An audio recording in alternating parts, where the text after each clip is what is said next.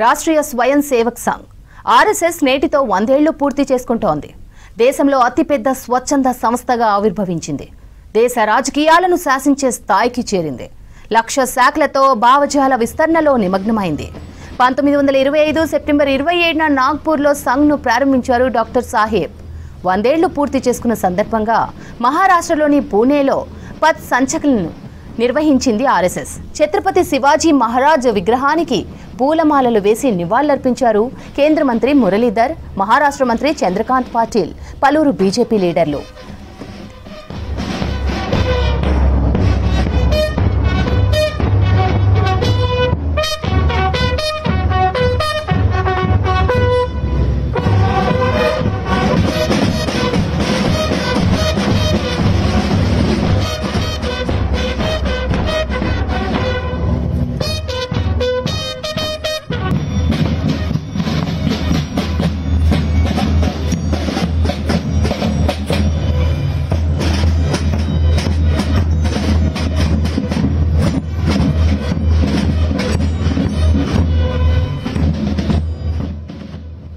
దేశంలో విపత్తు సంభవించినప్పుడల్లా సంఘ్ స్వచ్ఛంద సేవకులు ముందుకొస్తారన్నారు కేంద్ర మంత్రి మురళీధర్.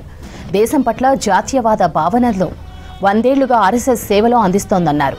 ప్రపంచవ్యాప్తంగా లక్షలాది మంది స్వచ్ఛంద సేవకులు దేశం కోసం పనిచేస్తున్నారన్నారు మహారాష్ట్ర మంత్రి చంద్రకాంత్ పాటిల్.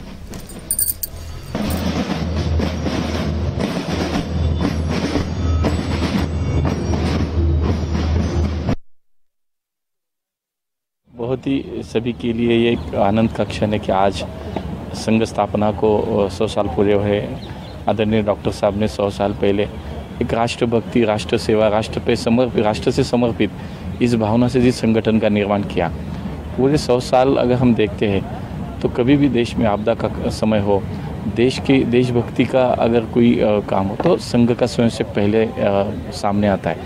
आज भी हम 100 साल संघ के पूरे कर हम स्वयंसेवक के नाते हमें भी बहुत गर्व महसूस हो रहा है कि ये 100 साल की यात्रा आज हम महसूस कर रहे हैं, हम देख रहे हैं। राष्ट्रीय स्वयंसेवक संघ को आज़ादी के पहले 1925 में शुरू करके अभी 100 साल पूरे हुए। इस देश में और पूरे दुनिया में अपने धर्म और संस्कृति के लिए, राष्ट्र के लिए अभिमान जागृत करने का काम और इस अभिमान जागृत हुए लोगों का एक संगठन जो समाज में एक दंड शक्ति के रूप में काम करे, ये संघ का प्रयत्न